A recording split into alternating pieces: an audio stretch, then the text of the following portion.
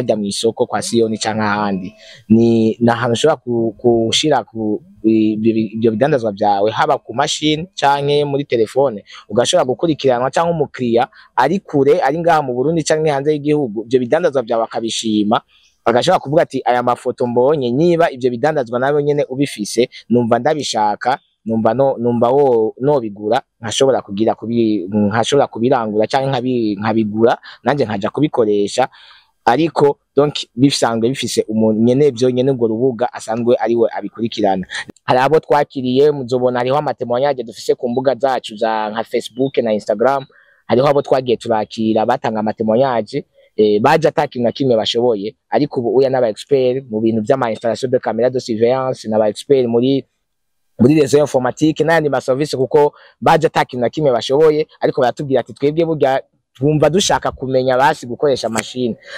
service dutanga kubyerekeye ama création na maintenance digitale kuri iyo point ya mbere sanze tubaka ama site web ari dynamique cyangwa statique ama application web qu'on bakeneye ama programme cyangwa application web pour leurs produits ou bien pour leur business.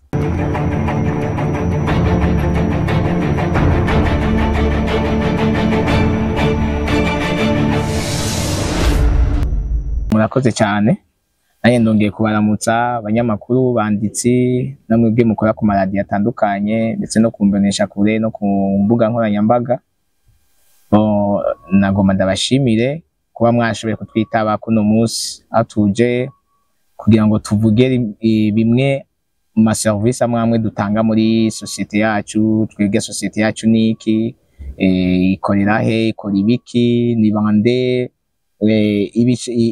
ijeje guhayo ma service nico cyatumye tubahamagara kugira ngo tubabwire bimwe na bimwe societe yacu nkuko mwabyumvise yitwa Josnet Network and Services Company Limited ariko muri terme commercial tuvuga Josnet Services Limited kugira ngo byorohere n'abashobora kuyivuga ariko ni societe isanzwe ikora ama service menshi cyane muri informatique et la technologie no dusanzwe dukora izo service zitandukanye ni societe novuga yuko si nshasha ariko ni nshasha mu mategeko ariko ni societe twari dusanzwe turi hamwe kuva kera donc tukira abanyeshure tusa nako twese hamwe abayigize twize bimwe twize ibijyanye n'ama service dusanzwe dukora hama twamye tukorera hamwe twamye turi hamwe dukora ibyo nyene dusanzwe dutanga kubera yuko nyene tuzi yuko rimwe na rimwe ubu uya na leta y'igihugu iduhamagarira kuja hamwe kugira ngo dukorere hamwe dushobore guteza imbere igihugu dushike ku mbona kazoza niho twaciye twiyumvira ati byoba byiza ubu bumenyi n'ubuhinga dufise tugiye hamwe tukashobora kubwaranja tukashobora kubushira hamwe kugira ngo dutangere service zifasha abantu bazikeneye natwe bw'ubwacu zongere zifashe n'abadukomokako ndetse n'abazodukomokako n'igihugu muri rusange naco gituma rero twaje nga dufise novuga ico bita vision tukaba dufise na mission tukaba dufise na nico tugendera kugira ngo tuze dushike ahantu dushaka gushika twongere dufashe atari twebwe twifasha gusa twongere dufashe ugwaruka canke abanyagihugu muri rusangi b'igihugu duteze imbere n'igihugu nakwe tugira ukuboko mu iterambere ry'igihugu nkuko mwabyumvise dufise ama service menshi atandukanye muri informatique no muri telecommunication en plus turangera tukajayo hariho zimwe dusanzwe dutanga hariho n'izindi tugomba gutanga muri kazoza tutaraheza guprevoya neza aho zizobera ariko biri mu migambi mu nteguro hama turi base sur le monde digital niho dukorera ama service yacu dusanzwe dukora ama service atandukanye notamment nko kurepara ama machine gucreate ama site web n'ibindi bitandukanye bijanye n'iyo domaine nibaza ko mugenzi wanje ngaza kuza kubisigura nibyo societe rero novuga yuko yabaye agreye mu rwego rw'igihugu mu mwaka uheze muri 2024 nubwo tuje gushikiriza ibikorwa byayo muri 2025 niho twatangiye gukora nk'abagomba gukora nyene bagomba gutera imbere kandi bakagendera n'amategeko y'igihugu nuko nibaza yuko societe iringa dufise ama service dufise byinshi tugomba guteza imbere igihugu dufise byinshi tugomba guha abakiriya bacu, niyo mpamvu twabahamagaye kugira ngo mwebwe mufise ijwi rishika kure mushobore kuhaba mudushikire iryo jwi donc ibyo tugomba kuvuga mwebwe mushobora kubivuga gusumba mukabishikana na kure. Nayo mpamvu twari twabahamagaye kugira ngo muze ngaha dushoboye kubapartaja iciyumviro cyacu, tubapartaje ibyo amaservice dusanzwe dutanga, tubapartaje naho tugomba kugera, tubapartaje ndetse n'ibindi bitandukanye dushobora kuyaga kugira ngo nujya aya dushobora kumva ino message, dushobora kumva ino societe yacu agire ico yumvise, agire ico atahuye, nimba yarafise service agomba gukora agaruke tuyimufashe. Namwe bwe nyene aba journaliste musanzwe mufise mukunda gukenera ama service informatique, nico gituma twabahamagaye kugira ngo twongere dukorane namwebwe, dukorane n'undi uwari we wese yipfuza gukorana natwe muri urugendo turimwo. Ntitugomba gukora twenyene, ntitugomba gushika imbere twenyene, nico gituma dushaka gukorana n'abandi, tugomba gushika kure turi kumwe n'abandi, tukongera tugashikana kure ibikorwa byacu duciye ku binyamakuru, ku maradiyo, ku mateleviziyo no ku mbuga ngurukana bumenyi basanzwe bakurikirana ibikorwa byacu. Nuko murakoze.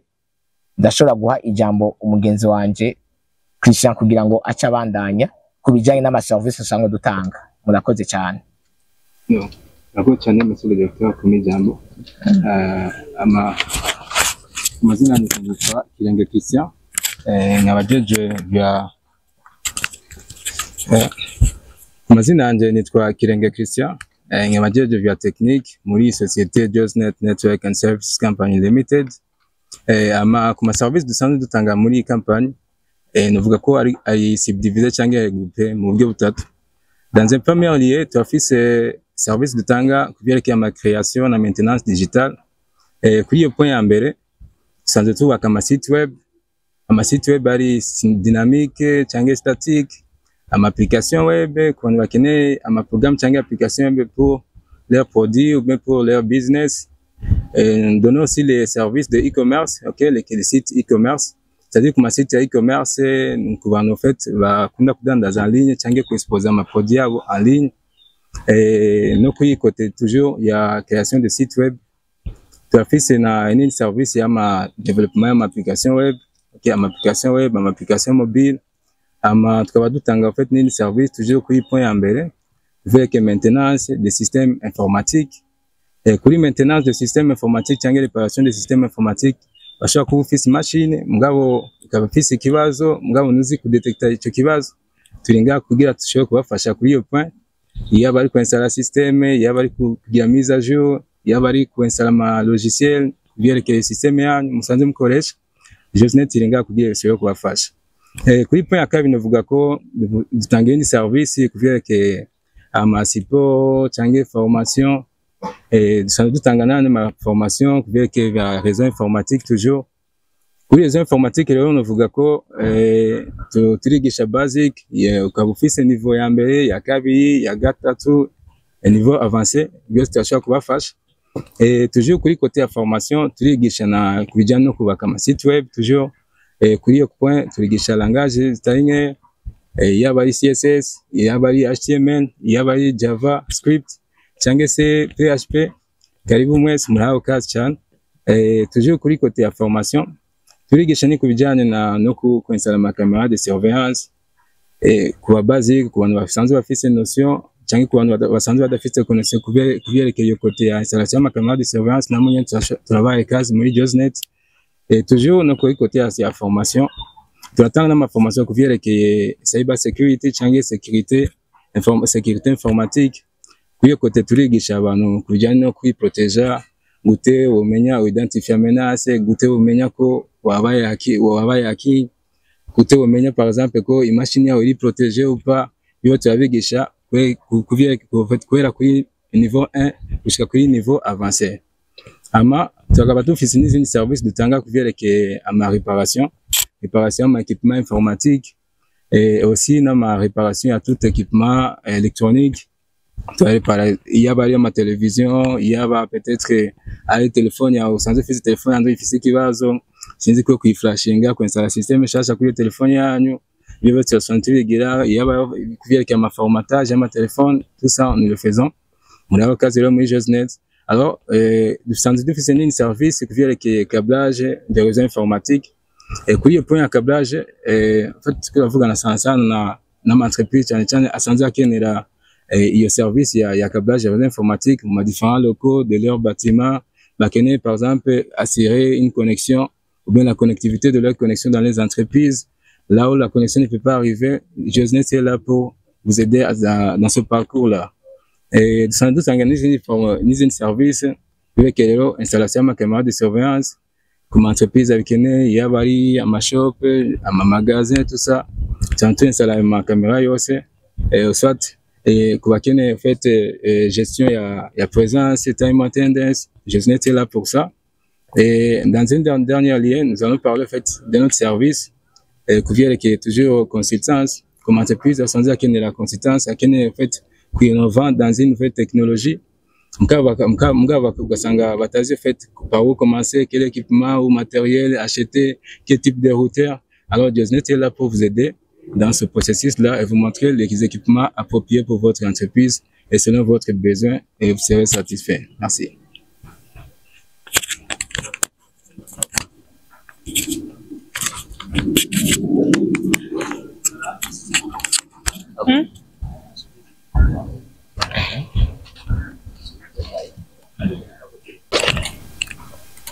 Ubwa mbere na mbere nagira nshimire bagenzanje kwa bampaye no mwanya nongere nshimire namwebwe mwashoboye kwitaba akamo twabateye kandi nizera neza yuko ibyo turiko turaganira muza kubyakira neza. Je nanje nitwa Hakizimana Paulette nkaba nkorera mu gisata ca marketing et communication muri JOSNET. Jewe nkuje nkorera muri ico gisata ico nje kubabwira no kugira ngo mpamagarire abantu kuza kugura ama service yacu nkuko mugenzanje yajeje kuyabasigurira nuguhamagarira kuko kwebwe nta muntu nimwe dukumira umuntu ku giti ciwe ama societe amashira hamwe yabikorera utwabo ayigenga mwese muze kugira ngo mutore service zacu nko kubijanye twabakira ama site web ameze neza kubadandaza ama societe amashira hamwe mwese muze abipfuza kwiga mwese turabahamagarira cyane kuza kwiga kuko nk'akarorero urashobora ugasanga umuntu yarize universite ariko ugasanga nta materiel akwiye bafise kugira ngo umuntu bamuhe ubumenyi bukwiye muri domaine ya informatique. Nka twebwe tubahamagarira rero kuza kugira ngo baze bagire ayo ma formation bamenye ibyo batashoboye kumenyera ku ishuri babimenye vyagutse cyane. Vyagutse cyane. Ikindi nuko turatanga n'ama stage academique ku bahejeje université wanashima na secondaire ku bantu bose bari muri iyo domaine. Ndahamagarira kandi cyane ama societe muze dukorane nkuko mugenzanje Derek yabivuze ntabwo twifuza kwikorana turashaka abafatanya bikorwa baze dukorane kugira ngo dushobore kugira gushika kure twese dufatanije hamwe birashoboka nkuko nyakubahwa umukuru w'igihugu cacu yama yabivuze. Twifuza nkuko mission yacu nukugira nugu satisfeza abakiriya bacu baje batwituye nuko umuntu wese azokwitura societe JOSNET azogenda akaba ari we agenda gutanga makuru ati hagi ahantu batanga service zimeze neza. Rero turabahamagarira cyane kuza dusanzwe dukoresha na cyane réseaux sociaux nkuko dusanzwe turi societe ya informatique et télécommunication. Turakorera ku mbuga nka Pinterest, tugakorera kuri Facebook, kuri Instagram, kuri Twitter. Bashobora kudusanga twitwa izina rya nkuko mugenzanje yabivuze JOSNET Services Ltd. Kubifuza kuturondera ku nimero ya telefone turafise nimero ya WhatsApp iba iri kwirakora buri gihe ya 79 36 41 31. Inimero ya WhatsApp bashobora kugira kudusangako. Turakoresha kandi na Gmail info.josnet adresse gmail.com aho naho bashobora kutwandikira bakadutora. Muri make nibyo nibaza yuko muraza kuronka kanya ko kubaza ibibazo aho ntashoboye kubivuga neza. Murakoze. Murakoze. D'abord je numva no bafise kubera ko yingira bukeye ibintu nk'ibi mukumva yuko mu bishira agaragara kumbure ababijeje nabo bakora akazi kabo kubera ko ubuzima buragabuye ababijejwe nitwebwe nyene kuba mwaduhamagaye numva no bafelicite. Ikibazo ca mbere kiravuga giti leta ni fois nigeze kubwira umupapara ati kumbure murazi ko abantu babakomeza kenshi usanga amashuri ntaba ari kirenga uretse ko kuba bafise amashuri yo kurondera amafaranga ndetse bakanayabona. Iyo umubwiye ati create site web ucishe ku bidandazwa vyawe kenshi birabagora gutahura.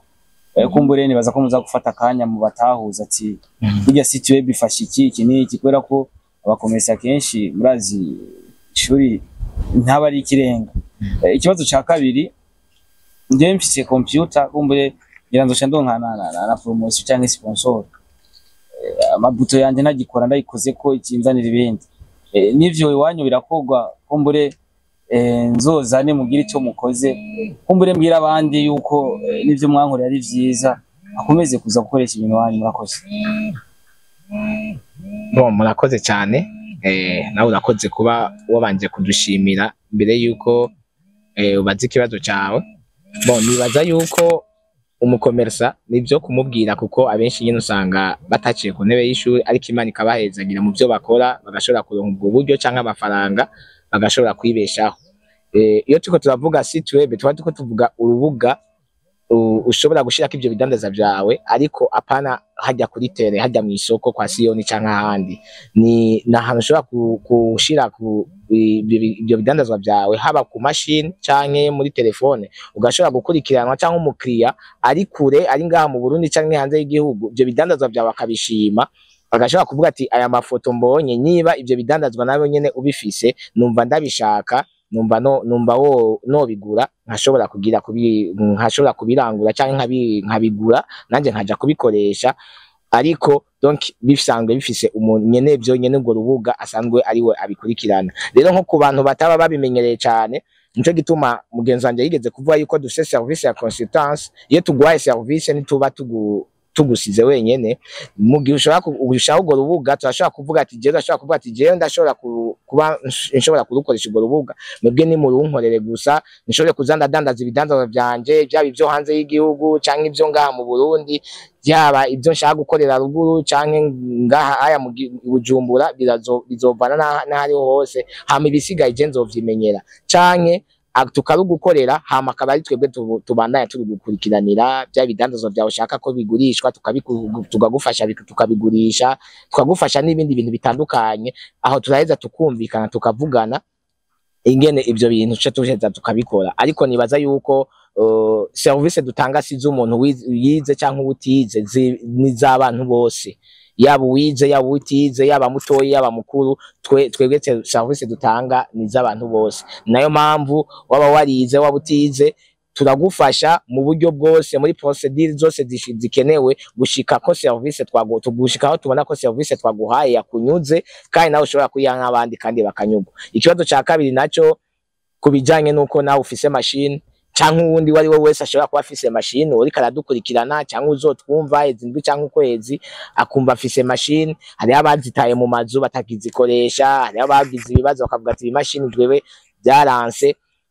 Niyo mpamvu tubatumira yuko muhoza mukaza mukatwereka ivyo bikoresho kugira ngo dushobore kubikonsulta dushobore kubabwira ati iki cyuma cyawe kigwaye iki cyaba ari byo dukora tukabikora byaba ari byo duhindura tukabihindura. Nibaza ko ari ivyo hama kubijanye nuko dushobora kuca tugugira sponsor ni byiza cyane kandi nta wima umuntu yasabye mu gihe nawe usanzwe utanga. Nibaza yuko urahawe kaze karibu cyane. Nibaza ko tuzofashanya tuko dufashanya ngaha tuzofashanya no kubindi byinshi. Nibaza ko tuzoba turi kumwe. Merci beaucoup. Ngerageze kwishura nawe mande nagushimira ko ushoboye kudushimira kandi mukaba mwashoboye kuba mwaje ngaha kuza kudushigikira. Hama ngiye ko nishura n'ikibazo cyawe akabijya tuzanye ko ama service dufise si kuvuga yuko ari twebwe ba mbere tuyazanye. Hashobora kubaho izindi canke dufise zizoza zidasa n'izabandi bariko barakora ariko ndabizi yuko muzo dufise ariyo zo bamwe bakora n'izabandi badakora ariko reka ndakwishuye kuzo abandi basanzwe bakora. akabirya gahari wahereye ko abafundi n'abantu bahemuka n'abantu bagira iki avantage hari nuko twababwiye yuko dufise service ya consultance sivyo ni ukuvuga yuko twebwe nyimba ari ico cyumo tuzaniye ntibisaba yuko ugomba tugira ukora turakwakira kandi tugukurikiranira procedure ku kindi kuva ku ntango gushika iki gikoresho cyawe gikore canke nigikore tukakubwira izindi conseil shaka kubwira kugira ngo ico cyuma cyawe gikore ariko byo kuvuga ngo bivye ivyuma kwa kundi ujana muri bata cyangwa kayijana handi n'umuntu utamenyereye n'umuntu utazi ukacumuha ico cyuma akakubwira ngo genda uzoyitorejo kuko mutaziranye kuko utazi aho uzomusanga ugasanga ico cyuma yaracishe canke yaracivye nibaza ko ari byo bintu turiko turagwanya niyo mpamvu twaje ngaha nico diko turagwanya kuba dufise aho tubarizwa kuba dufise ibitugenga amategeko atugenga nibaza ko ari ikintu ciza ku buryo nubwo umukiriya yoshobora kuza akagira ikibazo nibaza ko ubutungane babuhari ariko nisico twifuza kwitura ubutungane ahubwo ico tuje ni kugira ngo duhe service nziza umukiriya nico gituma twaje nga tutumirira amashira hamwe bakunda kuvuga ngo nitukunda kwizera abafundi nitukunda kugira ibiki abantu badakunda nyene na kugatwe ka babanze kuvuga ati twebwe ndushaka guha ikintu umufundi kuko umufundi abagitwaye umufundi abacishe nayo mpamvu twababwiye yuko mwoza ivyuma byanyu yaba ama service turasha ama formation ushaka kudafise icyuma mugatasha ama formation abana banyu batoye mu vacances baba bakeneye kwiga imashini ya bwonko ordinateur hako baja mu biyayi wa mutwe mu nzoga n'ibindi bitandukanye bakaza bakiga tuko tuja muri monde digital aho usanga ibintu byose bikoreshwa n'imashini ya bwonko noto ama telefone canke ordinateur n'ibindi vyuma bitandukanye biraba byiza rero umwana wawe yakuriye mu ivyo bintu biramufasha biraba byiza mwebwe amashuri iyo abanyeshuri banyu bakuriye mu ivyo bintu biraza bikabafasha yaba muri yakuru yateyise biga ku mashuri bikaza bikabafasha abanyeshuri biga ku ma université usanga bamwe badatahura n'icigwa ca informatique cyane birabyiza uje gukora formation canke izindi service zitandukanye amalogiciel nk'abakeneye amalogiciel yo kubaka n'ibindi bitandukanye muraza mukatwitura mukatubwira ati dukeneye logiciel zimeze uku nuku hama tukaheza tukavugana kugira ngo dushoboye kubatunganiriza murakoze cyane.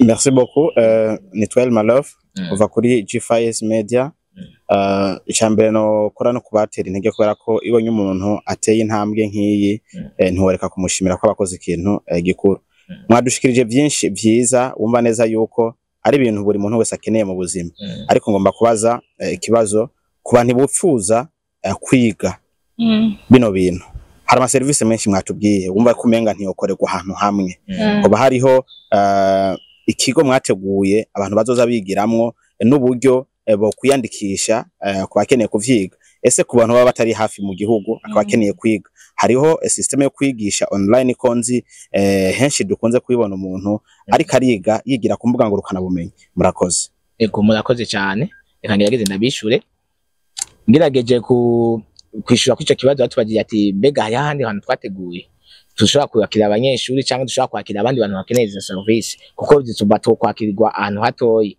ego nivyo hariho ntidukorera ahantu hamwe honyene dusanga dufise n'ahandi mu gihe centre dusanga dukoriko turakorerako itashoboye kwakira abo twategekanije turabashobora tukabajana ahandi kandi dusanga tubagabura ncengirwa ko nishura nico kintu warumbagije ati no nkuri hanze y'igihugu nkuri ku wundi mugabana agakenera service zacu bica bigenda gute niyo mpamvu twebwe dusanga dukorera kuri monde digital cyane ukeneye formation urashobora kuyikorera en ligne urashobora gukora formation kuri biro iwacu aho dusanga dukorera twebwe canke ukatubwira wowe aho ukorera nk'abari mu ntara z'igihugu hagati amasosiyete asanga ari hanze mu ntara z'igihugu hagati bakatubwira ati twe turabakeneye twumvise ko mutanga service zimeze neza twashaka yuko muza kuduha formation ico gihe turabasanga ku bikorwa byayo ntibikenewe yuko ari mwebwe muza twebwe nyene turafata umwanya wacu tukabasanga kuri tele tukabaha do service dushize ku matere yanyu. Umuntu ashobora kwiga ikingo kingana gute ese hasabwa iki kugira ngo umuntu umwakire? Kugira umuntu umwakire nta gisabwa no kugira ngo agire inscription hama igihe naco gisabwa biravana na formation agomba kugira yariyo kuko les formations zose sico kimwe hariho izoroshe nizitagoye notama nk'iyitwa bilotique ntushobora kuyigereranya niyo bita programmation web donc aba umuntu yiga gucreate application mobile cyangwa site web ntashobora kuba asa n'uwiko ariga Word na Excel na PowerPoint. Urumva yuko abo bantu ico kiringo nikiba gisa. Ico twe dufasha ni kimwe, niko tudaheza ngo tugene ikiringo. Turashobora kuvuga ati iyi service tuyihaye ukwezi kumwe, iyi formation tuyihaye ukwezi kumwe azoba yayimenye. Ariko niyo tubonye yuko umunyeshuri muko kwezi yaratunze regiriyeroma mugabo ntashobore kubimenya nkuko tubishaka, twebwe ubwacu nyene turongera umunyeshuri tukamukurikirana tutaravye, tutamubwiye ngo zana yandi mafaranga cyangwa ngo zana ngo izindi inscription, oya tukamukurikirana, tukabana tumukurikirana haba en ligne, haba kuri biro, twaba mu rugi wiwe hasanzwe ararize, tukamubaza ingene bimeze, tukamuha ama devoir, tukamutraininga kugira ngo dusohore wa muntu tubona yuko ya service akeneye. Dusanga dutanga certificat en plus kuma formation dutanga, turatanga ama certificat. Naho mpamvu imbere yuko duha certificat umuntu tubiha umuntu abimerita. Rero kugira ngo bimerite turashobora kugena ukwezi canke tukagena imisi 10-15, ariko niyo tubonye yuko iyo misi ishoboye guhera ibiko utaraheza, donc formation utarayimenya nkuko wabishaka, turabandanya tugukurikirana makugasohoka wabimenye. Ego. Je nitwa Thierry, dukunda muri Bishop TV. Ego. Ikibazo mfise ndabona ko ya mbere ni access internet. Ni access internet. Iko ndaraba ko bwirutanga internet, hariho impusha leta iguha, ikigo ARCT gitanga. Izo mpusha ntiturazironka, ariko turi muri procedure yuko dushobora kuzirondera. Donc niho vyahera tuzongera tugaruke nkuko twagarutse kugira ngo iyo service ya fourniture d'accès internet ishobore kuyitanga. Nibaza yuko ma service twagiye turatanga, twagiye turavuga, abona yuko tutigeze tuyivuga, even though nubwo twayanditse avant tuzi yuko procedure izonyaruka, ariko ntiyanyarutse. Tuce duhitamwo rero kuvuga ati nishobora guhindura ikatubandanya, ariko iyo oya service ntituragera kuyitanga. Nibaza ko tuzobamenyesha, tuzongera tubahamagare niho hagira ko tuyitanga iyo service, mwongere mube muhari kugira ngo tubamenyeshe ingene igiye gutangwa, ni avantage yayo, ni gute tuzoyiha abantu, ibintu nk'ivyo oya. Ico gihe tuzoheza tukibabwire murakoze. Ngerageje kwishura ku bijyanye naho tubarizo, dukorera Centre Ville, Avenue de l'Amitié, Galerie KEG, ni juste à côté ya Sokabu siège.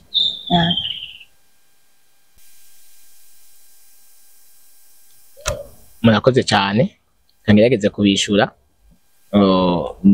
Ikibazo ca mbere sinagitahuye neza, ariko ndashobora kwishura cya kabiri. Nibaza ko bagenzanje baca bishura igikurikira. Bon, ikibazo cya kabiri kiravuga ati tugerageje kuraba, donc je ngerageje kuraba mbona abarundi haracariho ukudahurumbira ibijanye n'ibi bintu vya informatique cyane, usibye yuko navyo tubisanzwe tubona yuko babikoresha, ariko benshi ntibaramenya avantage yavyo. Bamwe baramaze kubitahura, hariho naho na benshi dusanzwe tumaze gukorana nabo bamaze kubitahura, ariko nitwivuza yuko igice kimwe kibitahura ikindi ntikibitahure. Ubwo duhamagarira buri murundi wese yuko yotahura avantage ya informatique na telecommunication en plus, akamenya ingene bikora, akamenya ingene ashobora gukoresha informatique, akamenya ingene ashobora gukoresha machine nyabwonko, akamenya ingene service tuba duko turatanga canke abandi batanga zishobora kuba zikora ntibihagaze kuri parti yabize canke abatize. Ariko je nahamagarira yuko buri murundi wese uyabo wabimenye, umaze kubihurumbira canke utaramenya yuko ibi bintu bibaho, yuko yoza, ahubwo niko karyo kiwe keza kuba twebwe duhari, akaza kugira ngo nawe amenye aya makuru, ashobore gukoresha imashini nyabwonko, ashobore kubimenya, kuko nitwifuza yuko bimenya igice kimwe bariya aya babimenye, barya nabo ntibabimenye. Twifuza yuko buri murundi wese kurya nke turi mu mbona kazoza ya 2040 2060, yuko basi toshika muri 2040 buri murundi wese ashobora gukoresha imashini nyabwonko, ashobora kumenya ingene internet ikora, ashobora kuja kuri site web e-commerce y'umudandaza kanaka asanzwe akorera muri Kotebu canke akorera kwa Sion, akavuga ati je ndaja kwa Sion, ndazi ko kanaka ibidandazwa byo babishira en ligne, reka ngire ndabisume hama bakabimusanza muhira. Nico twifuza, twifuza yuko hari ibice bimwe bimenya ibindi ntibimenya, ahubwo twifuza yuko abarundi babihurumbira, babandanye babihurumbira, abatarabimenya nabo ahubwo babimenye, kugira ngo abarundi bose izi service dutanga zishobore kubashikira, haba mu gihugu hagati, haba ni Bujumbura, haba no hanze y'igihugu. Murakoze. Wize canke niziraba n'utize, ziraba buri murundi wese buri murundi wese yipfuza gukoresha mashini, yipfuza gukora ibijanye n'ubuhinga ngurukana bumenyi, byose mwese birabaraba. Ntibiraba umurundi ngo yize canke utize, ufise secondaire n'utayifise, ufise primaire, uwumva uko wese abishaka arahawe ikaze. Naho mpamvu dufise beaucoup de témoignages, hari abo twakiriye, muzobona hariho amatémoignage dufise ku mbuga zacu za nka Facebook na Instagram, hariho abo twagiye turakira batanga amatémoignage baje atakintu na kimwe bashoboye, ariko ubu uya n'aba expert mu bintu by'ama installation de caméra de surveillance, n'aba expert muri les informatique n'andi ma service, kuko baje atakintu na kimwe bashoboye, ariko baratubwira ati twebwe burya twumva dushaka kumenya basi gukoresha mashini. Ntabwo tubabwira ati twebwe sukubigisha mashini gusa, ubwo n'ibindi bya partner kuri mashini bashobora kubimenya mu gihe mwumva mufise iyo mpano canke iyo uko gushaka muri mwebwe ko kumenya ivyo bintu murashobora kubimenya. Twarabafashije, baravyize, wanashima bava mu gihugu hagati kandi barashimye cyane. Ubu uya nabo n'aba expert bashobora no kubyigisha n'abandi. Urumva yuko abo oya nta na kimwe bari bazi, ariko bari bishaka. Rero kubgushaka kwabo kwarabafashije ko bashobora gushika aho bashaka. Murakoze cyane.